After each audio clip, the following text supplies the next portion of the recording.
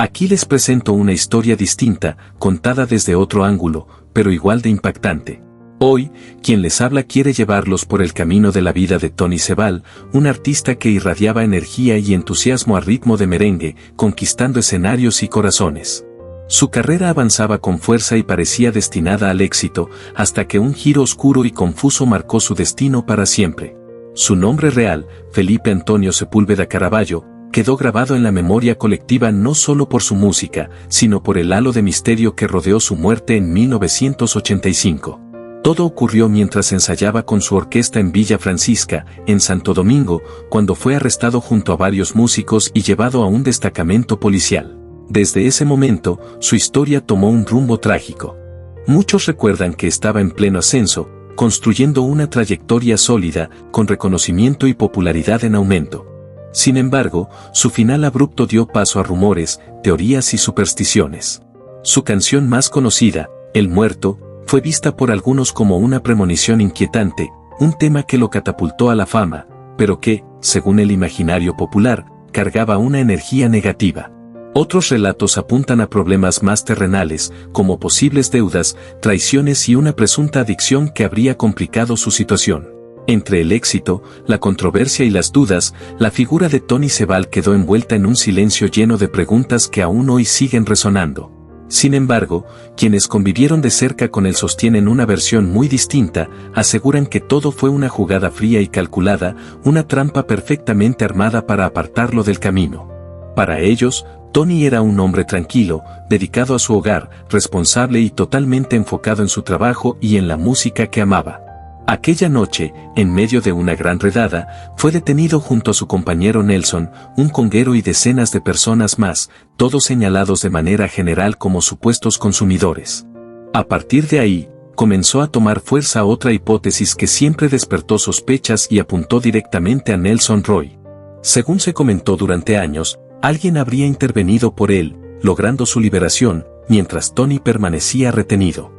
El detalle que más inquietó a la familia fue el silencio posterior. Una vez libre, Nelson no avisó ni a los allegados de Tony ni a su pareja, madre de sus hijos. Ese mutismo dejó a todos paralizados, sin tiempo para reaccionar ni posibilidad de buscar ayuda, y para muchos fue el punto en el que el destino de Tony quedó sellado. Las dudas crecieron aún más cuando, tras la tragedia, el grupo cambió su nombre, dejando atrás el de Tony para pasar a llamarse Nelson Roy y los Gitanos. Un giro que hasta hoy alimenta rumores de traición y explica por qué algunos creen que la carrera de Nelson nunca alcanzó el brillo esperado. Pero las preguntas no terminan ahí. ¿Cómo llegó Tony a verse envuelto en una situación tan oscura si siempre fue considerado un ciudadano ejemplar? Una versión que estremece señala que, poco antes de todo, su esposa notó cambios extraños. Tony comenzó a llegar acompañado de personas desconocidas y le confesó haberse involucrado con una joven, lo que lo habría llevado a conflictos con figuras peligrosas. Incluso se dice que estuvo en el lugar equivocado, en el momento menos indicado, y que presenció algo que jamás debió ver. Fue en ese punto, según su testimonio, cuando comenzó a construirse una versión falsa de los hechos, el relato de las drogas, el arresto y el posterior encierro. Ella asegura que exigió exámenes y una autopsia para comprobar si Tony había consumido alguna sustancia, convencida de que la acusación no tenía sustento. Incluso recuerda escenas confusas y perturbadoras, como haber presenciado movimientos extraños alrededor de un furgón y visitas que nada tenían que ver con la supuesta causa de la detención. Al final, dice, no apareció ninguna prueba que vinculara a Tony con estupefacientes, y lo único que quedó fue el dolor, la impotencia y la certeza de una injusticia enorme. El relato se vuelve aún más turbio cuando se habla de encuentros con figuras de poder, guardias que alertaron sobre su presencia y explicaciones forzadas para justificar quién era y por qué estaba allí. En contraste, el hermano de Tony siempre rechazó la idea de una conspiración. Para él, todo se desencadenó por una combinación de presión, nerviosismo y el temperamento fuerte de su hermano, sumado a la violencia policial de una época en la que no se medían consecuencias y ni siquiera sabían que estaban frente a un personaje conocido. Sostiene que lo verdaderamente trágico fue que un agente terminó con su vida y desapareció sin dejar rastro, sin responsables ni justicia. Como si la herida no fuera suficiente, con el paso del tiempo su muerte y sus canciones fueron utilizadas por políticos como símbolo en campañas y discursos, reabriendo el sufrimiento familiar mientras otros sacaban ventaja. La indignación popular se transformó en protestas y choques con la policía, y su esposa también desmintió las versiones de una supuesta pelea en prisión, asegurando que todo fue un montaje. Según algunos testimonios, personas habrían aceptado culparse de enfrentamientos con Tony a cambio de recuperar su libertad, como parte de acuerdos ocultos con las autoridades. Cuando fueron a buscarlo y preguntaron por Tony Sebal, el ambiente lo dijo todo sin necesidad de palabras, la recepcionista evitó la mirada, las jóvenes que estaban allí rompieron en llanto y hasta algunos policías, todavía muy muchachos, mostraban rostros marcados por la tensión. Desde entonces, lo que realmente ocurrió dentro de la celda donde estuvo Tony sigue siendo un enigma sin respuestas claras.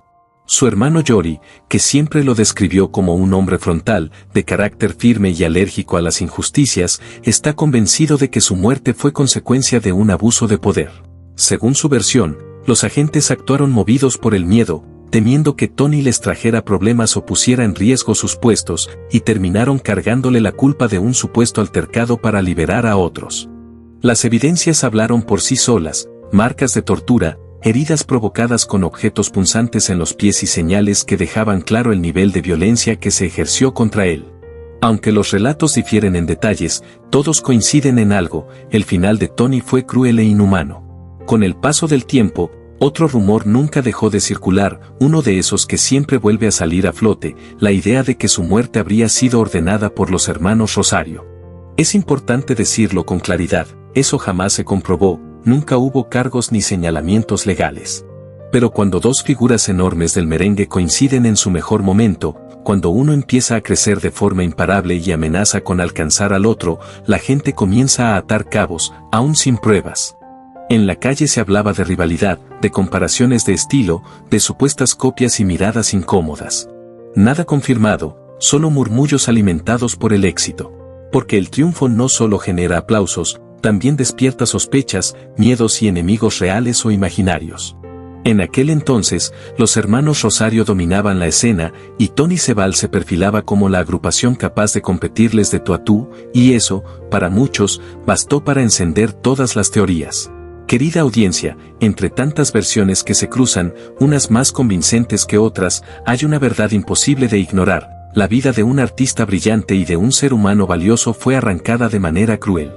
Por más pesquisas y testimonios, jamás apareció una prueba definitiva que confirmara la responsabilidad directa de los agentes señalados por la familia, y esa ausencia de respuesta se convirtió en una herida abierta. Doña Yolanda Sepúlveda, madre de Tony Sebal, dedicó sus fuerzas hasta el último día a buscar claridad. Convencida de que su hijo fue utilizado y de que la justicia nunca llegó porque provenían de un hogar sin poder ni recursos. Los detalles que se conocieron, como las lesiones en las plantas de los pies, alimentaron aún más la indignación y el dolor. A esto se sumó el rumor de una nota que nunca vio la luz. Se dice que Tony encargó a su amigo Nausen Roy entregar un mensaje a periodistas influyentes para denunciar los abusos que estaba sufriendo. Ese escrito jamás llegó a destino y Roy murió sin revelar su contenido, lo que desató aún más sospechas y desesperación. La frustración fue tan profunda que, según se comenta, doña Yolanda llegó a confrontarlo públicamente en más de una ocasión, impulsada por la idea de que, de haberse divulgado ese mensaje, la historia habría sido distinta. Lo cierto es que la muerte de Tony, fuera consecuencia de intereses políticos, excesos policiales o manos ocultas, truncó de golpe sus sueños y su carrera artística, y le negó la oportunidad de ver crecer a sus hijos. El 24 de octubre de 1985 quedó marcado como el día en que su voz se apagó, dejando un vacío que aún pesa. Su madre partió de este mundo sin obtener respuestas, y su viuda continúa adelante cargando con la ausencia y con la tristeza de no haber compartido los logros que también habrían sido parte de su historia. La partida de Tony dejó no solo un dolor profundo, sino también un enorme vacío económico y la pesada responsabilidad de sacar adelante a sus 4 hijos. Hoy, ya adultos y repartidos en distintos rincones del mundo, todos han construido vidas dignas, reflejo de los valores con los que crecieron. Aquella tragedia ocurrió el 24 de octubre de 1985, hace ya casi 4 décadas, y aún así resulta difícil de creer que haya pasado tanto tiempo. Sus canciones siguen sonando, manteniéndolo vivo en la memoria colectiva, mientras otras teorías continúan rondando su historia. Una de ellas apunta al peso del poder y a cómo algunas de sus letras habrían incomodado a figuras influyentes, personas intocables. En ese contexto aparece el nombre de Zaida Ginebra, a quien se le atribuye la censura de varios temas, entre ellos El huerfanito. Tony respondió de la única forma que sabía, con música, dedicando canciones que también terminaron prohibidas, al punto de tener que alterar títulos y letras para poder interpretarlas. Cuando el ego y la autoridad chocan, nada se olvida. Hasta aquí llega esta parte del relato, y esperamos que la historia los tenga atrapados. Si conocen algún dato que no hayamos mencionado, pueden dejarlo en los comentarios y sumarse suscribiéndose para seguir la conversación. Pero el misterio no termina ahí. Otras voces señalaron incluso a la esposa de Tony como pieza clave, insinuando un supuesto vínculo sentimental con Corporán de los Santos, un hombre de enorme influencia. Ella misma afirmó que él se hizo cargo del bienestar de sus hijos hasta que el menor alcanzó la mayoría de edad, un detalle que avivó aún más rumores de celos, control y decisiones tomadas en silencio. Lo que más indignó a la familia fue enterarse demasiado tarde de que Tony estaba detenido. Según su esposa, él le pidió que no avisara a nadie para proteger su imagen pública. Sin embargo, para los suyos eso jamás tuvo lógica. Porque una cosa es cuidar la percepción de los seguidores y otra muy distinta dejar a la propia familia al margen, privándola de la oportunidad de actuar y defenderlo a tiempo. Con el paso del tiempo quedó claro que todo aquello no fueron más que comentarios malintencionados. Don Corpo actuó por solidaridad, sin segundas intenciones ni historias ocultas, brindando apoyo real al facilitar un hogar y costear la educación de los hijos de Tony hasta que lograron convertirse en profesionales. Sin embargo, otra versión mucho más inquietante comenzó a circular, una que sugiere que Tony era consciente de que su final se acercaba. Se dice que, tras presenciar algo que no debía, comprendió el peligro que lo rodeaba y que por eso grabó el muerto no como un acto de superstición o provocación, sino como una especie de despedida anticipada. Un mensaje cifrado que buscaba dejar constancia de que, si algo le ocurría, no sería producto del azar. Bajo esa mirada, la canción funcionaba como una advertencia, un último intento por sembrar inquietud y dejar claro que su silencio tendría peso incluso después de su partida. Pero si esa era la intención, no surtió efecto. Nadie se detuvo y el tema terminó convirtiéndose en la prueba sonora de un desenlace anunciado, una de las piezas más perturbadoras de toda esta historia, porque a veces ni la música, ni las señales, ni el miedo logran frenar a quienes ya han decidido el destino ajeno. Tras su muerte, durante varios días las calles se llenaron de velas encendidas, una imagen difícil de borrar, símbolo de un pueblo unido por una injusticia que aún no encuentra respuesta. Tony dejó 4 hijos, 2 hombres y 2 mujeres, hoy todos adultos. Y para comprender mejor por qué su ausencia fue tan dolorosa, es necesario mirar hacia atrás y conocer sus inicios. Tony Sebal nació en La Romana, el 5 de febrero de 1954, donde comenzó a gestarse la historia de un artista destinado a dejar huella. Tony nació en un hogar marcado por la separación temprana de sus padres, su madre, Yolanda Sepúlveda, y su padre, Eligio Caraballo, un hombre dedicado de lleno a la mecánica y completamente ajeno al mundo artístico. De hecho, quienes lo conocieron siempre resaltaron que en su familia no había antecedentes musicales, lo que hace aún más sorprendente el talento que desarrolló con los años. En medio de recuerdos confusos, algunos testigos aseguraron haber escuchado detonaciones cuando trasladaban a Tony herido, un detalle que todavía genera inquietud. Sus primeros pasos en la música los dio en su tierra natal, La Romana, integrándose a distintas agrupaciones locales hasta que, siendo aún muy joven, fue llevado a Santo Domingo por Napoleón Saya, ciudad donde terminó de enamorarse del arte y pulir su vocación. Allí pasó por orquestas emblemáticas como la Típica Dominicana, desempeñándose como conguero, y más adelante formó parte de otros proyectos relevantes de la época. En 1978 decidió dar un paso decisivo y creó su propia agrupación, con la que logró posicionar su primer gran éxito y demostrar su enorme versatilidad, ya que podía asumir el rol de percusionista, director y voz principal sin dificultad. Con el crecimiento de su carrera, optó por presentarse bajo el nombre artístico de Tony Cal, una muestra más de su ingenio, al fusionar sílabas de sus apellidos maternos. En aquellos años compartía una modesta pensión con otros músicos, como Aníbal Bravo y Blas Durán, un espacio sencillo que fue testigo silencioso del nacimiento de un artista destinado a dejar huella. Tras esa etapa, Tony dio forma definitiva a su propio proyecto musical bajo el nombre de Tony Sebal, con el respaldo del sello Disco Mundo. Para levantar la orquesta necesitaba músicos de confianza, por lo que comenzó a traer talentos desde su natal La Romana hasta Santo Domingo, y en ese proceso estrechó lazos con Nausen Roy, el mismo amigo que más adelante sería mencionado por aquella nota que nunca llegó a manos de la prensa. En ese camino también se cruzó Nelson, con quien nació una relación marcada por el apoyo y la camaradería. Cuentan que Nelson tenía una voz poderosa, pero evitaba cantar en público por inseguridades personales, y fue Tony quien lo impulsó. Lo animó y hasta gestionó soluciones para que pudiera sentirse cómodo y subirse al escenario sin miedo. Así, poco a poco, la orquesta fue tomando forma.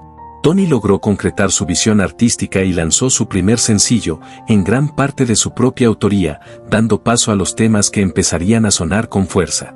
Una de esas canciones, Zaida, arrastra una anécdota casi irónica, fue vetada por la entonces directora de espectáculos públicos, conocida precisamente por censurar éxitos populares. La situación llegó al punto de que, en su debut en vivo, Tony tuvo que interpretarla de otra manera porque el tema estaba prohibido. Aún así, lejos de detenerse, continuó acumulando popularidad con canciones como Para bochinchar, Gracias Don Din Don, La maleta me está provocando y Dame un chance.